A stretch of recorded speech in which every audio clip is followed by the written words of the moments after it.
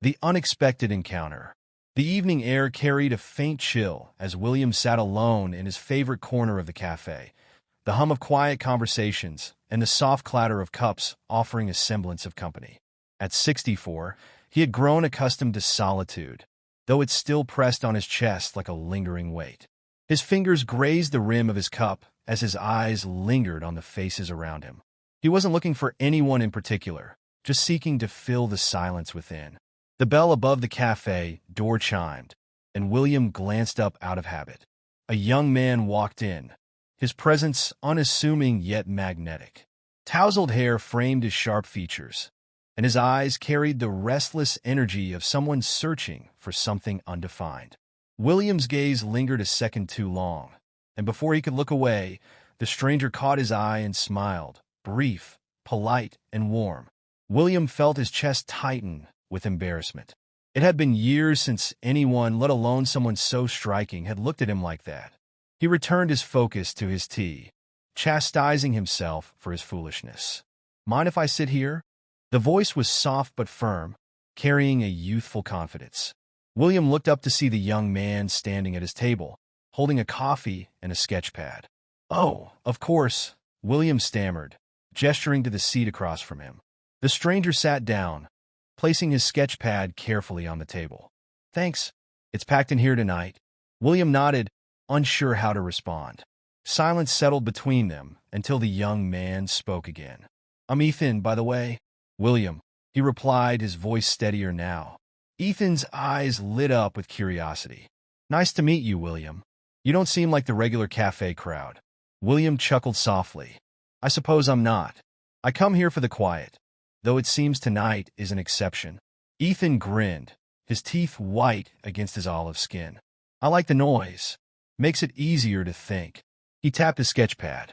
"Helps with the art." "Art?" William asked, his interest piqued. "I'm a painter, or at least trying to be one," Ethan said with a self-deprecating laugh. He opened the sketch pad, revealing a series of intricate pencil drawings, portraits, landscapes, abstract shapes. William leaned in slightly, his eyes tracing the lines and shading. "These are remarkable," William said, genuine admiration in his voice. "Thanks," Ethan replied, a faint blush coloring his cheeks. "It's not much, but it's something. What about you? What's your story?" William hesitated. What was his story? A retired professor, a widower, a man whose life had grown smaller with each passing year. "I taught literature for most of my life," he said finally. "Now I'm learning how to enjoy the quieter moments." Ethan tilted his head, his expression thoughtful. "That doesn't sound like the whole story." William met Ethan's gaze, surprised by his perceptiveness.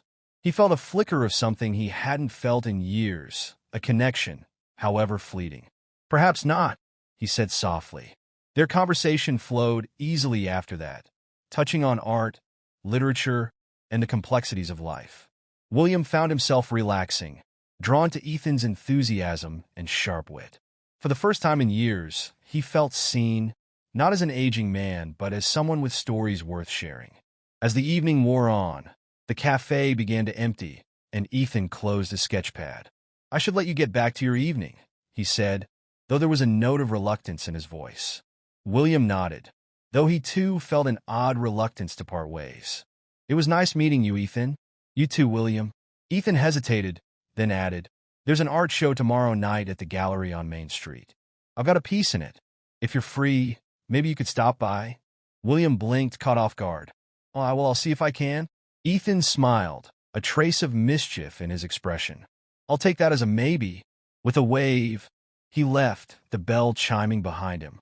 William watched him go, a strange mix of warmth and unease settling over him. He knew he shouldn't entertain the idea of seeing Ethan again. The age gap was too wide, the risks too great. Yet as he walked home that night, he couldn't shake the feeling that something had shifted.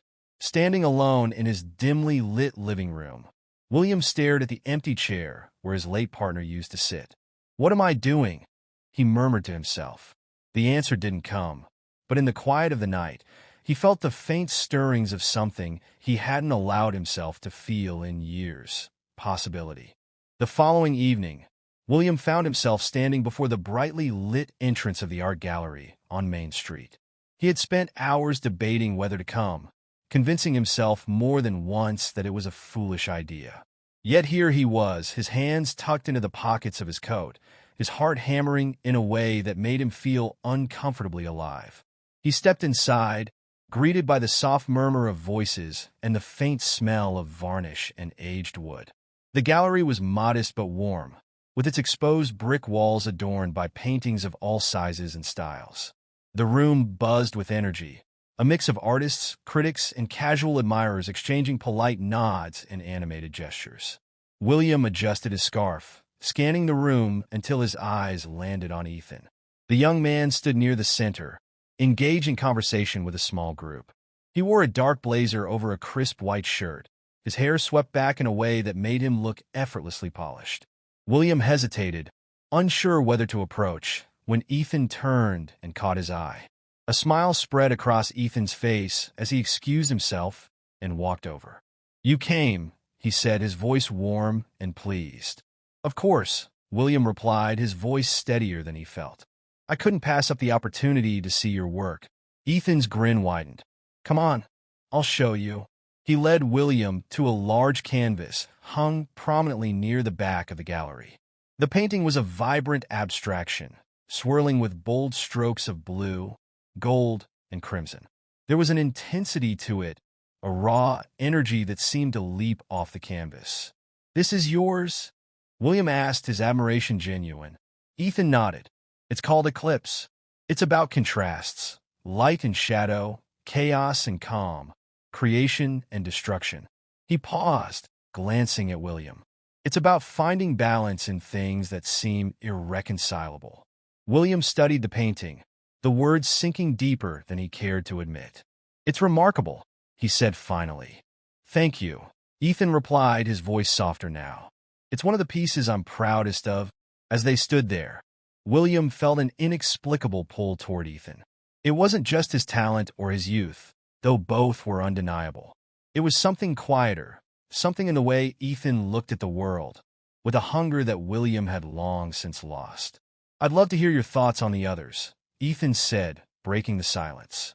William hesitated but nodded, allowing himself to be guided through the gallery. Ethan spoke with passion about each piece, weaving stories from color and texture. William found himself captivated, not just by the art, but by the way Ethan saw the world, unapologetically, without fear of judgment. As the evening wore on, they ended up near the gallery's makeshift bar, where Ethan handed William a glass of red wine. "So," Ethan said, leaning casually against the counter, "what do you think of the show?" "It's impressive," William admitted. "Your work stands out, though I'm probably biased." Ethan laughed, a sound that felt as unguarded as the man himself. "I'll take it as a compliment." They talked easily, the conversation drifting from art to literature to the peculiarities of life. William was struck by Ethan's sharp intellect, his ability to move seamlessly between humor and depth. For a moment, it was easy to forget the differences between them, the years, the expectations, the unspoken barriers. But reality had a way of intruding. As the gallery began to empty, a voice cut through their conversation. "Ethan, there you are." A tall, silver-haired man approached, his tailored suit a sharp contrast to the casual elegance of the room. His eyes flicked to William, curiosity mingled with suspicion. "Richard," Ethan said, his tone polite but cool. "This is William." "William, this is Richard, the gallery's owner." Richard extended a hand, his grip firm. "Pleasure to meet you, William. Ethan's spoken highly of you." William raised an eyebrow, glancing at Ethan, who looked away. "Likewise," William said, though he knew the words weren't true. Richard turned back to Ethan, his smile tight. "I need a word about the lineup for next month. If you'll excuse us." Ethan hesitated, glancing at William. "Give me a minute?" "Of course," William said, forcing a smile. As Ethan and Richard stepped aside, William's chest tightened. He could see the way Richard leaned in, the easy familiarity between them. It wasn't jealousy. At least, that's what William told himself, but a reminder of the gulf between him and Ethan. When Ethan returned, his expression was apologetic. "Sorry about that," No need to apologize, William said, his voice carefully neutral. Ethan studied him, his brow furrowing. Are you all right? William hesitated, then forced a smile. I should probably head out. It's getting late. Ethan's face fell slightly. I was hoping we could talk more. Another time, William said, though he wasn't sure he meant it. As he stepped out into the crisp night air, William couldn't shake the feeling that he was teetering on the edge of something dangerous. He told himself it was for the best, that he was protecting both of them from inevitable heartbreak. But as he walked away, he couldn't help glancing back, catching a glimpse of Ethan through the gallery window, surrounded by light and color and life. For the first time in years, William felt something stir within him, and it terrified him. William spent the following days trying to push thoughts of Ethan out of his mind. He busied himself with routine. Morning walks in the park, afternoons spent reading, and evenings watching the sunset from his balcony. Yet, no matter how hard he tried, Ethan's face lingered in his thoughts, along with the vibrancy of that night at the gallery. He told himself it was absurd, a passing infatuation sparked by loneliness. At 64, he had no business entertaining the idea of something more with a man so young. Yet, the memory of Ethan's laughter, the way his eyes had softened when they spoke, it all felt too vivid to dismiss. The conflict gnawed at him, and by the time Ethan called, William wasn't sure if he felt relief or dread. William, Ethan's voice came through the receiver, warm and familiar. I was hoping I'd hear from you first. I've been meaning to call. William lied, his throat tightening. Good, Ethan replied, ignoring the hesitation. Because I want to see you again. Are you free for dinner tomorrow night? William opened his mouth to decline, but the words caught in his throat. He wanted to say no, to end this before it spiraled further. But instead, he found himself saying, I think I can manage that. Perfect, Ethan said, the smile evident in his tone. I'll text you the address. It's just a small place I think you'll like. William hung up, staring at the phone as if it had betrayed him. He felt a mix of excitement and unease, knowing he was stepping into something he couldn't easily walk away from. The next evening, William arrived at the restaurant Ethan had chosen, a cozy bistro tucked away on a quiet street. Warm light spilled from the windows, casting inviting shadows on the cobblestones. Inside, the hum of quiet conversation and the clink of glasses created an atmosphere of intimacy. Ethan was already there, seated at a corner table. He stood when he saw William, his smile bright and genuine. You made it, he said, pulling out a chair for him. I did, William replied, sitting down and smoothing the front of his blazer. Ethan signaled the waiter, who brought 2 glasses of wine. I hope you don't mind, Ethan said, but I took the liberty of ordering something I think you'll enjoy. William raised an eyebrow. Confident? Are we? Ethan chuckled. Let's call it optimistic.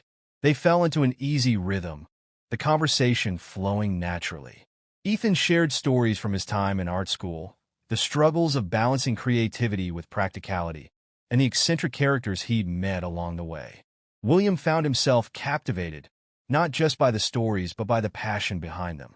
In turn, William spoke of his years teaching literature, the joy of introducing young minds to the beauty of words. He avoided speaking of his late partner, unsure if the subject was appropriate, but Ethan seemed to sense the omission. Do you ever miss it? Ethan asked, tilting his head. Miss what? Teaching. Being surrounded by people who look to you for guidance. William hesitated, swirling the wine in his glass. I do sometimes, but life changes, and we have to adapt. Ethan nodded thoughtfully. And do you think you've adapted? The question caught William off guard. He looked at Ethan, whose gaze was steady and unflinching. I think I'm still trying, he admitted. Ethan smiled, his expression softening. That's honest. I like that about you. William felt a flush of warmth at the compliment, but it was quickly tempered by the nagging voice in his mind. This was dangerous territory, a line he wasn't sure he could cross. The waiter arrived with their food, momentarily breaking the tension. As they ate, William found himself relaxing, drawn in by Ethan's charm and wit. For a time, he allowed himself to forget the complications, to simply enjoy the company of a man who made him feel alive. When the meal ended, Ethan leaned back in his chair, studying William with a contemplative expression. "There's something about you, William," he said, his voice quiet. "What do you mean?" "I don't know," Ethan admitted. "You're different. Grounded but restless.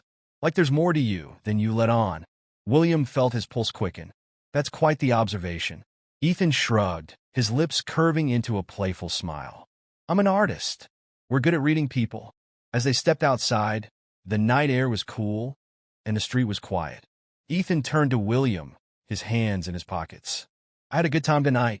"So did I," William admitted, his voice soft. Ethan hesitated, then said, "There's a new exhibit opening next week. I'd love for you to come with me." William hesitated, torn between the pull of desire and the weight of his reservations. Finally, he nodded. "I'd like that." Ethan's smile lit up his face. "Good. I'll send you the details." As they parted ways, William walked home with a mix of emotions swirling in his chest. He knew he was edging closer to a precipice, but for the first time in years, the thought didn't scare him. It exhilarated him.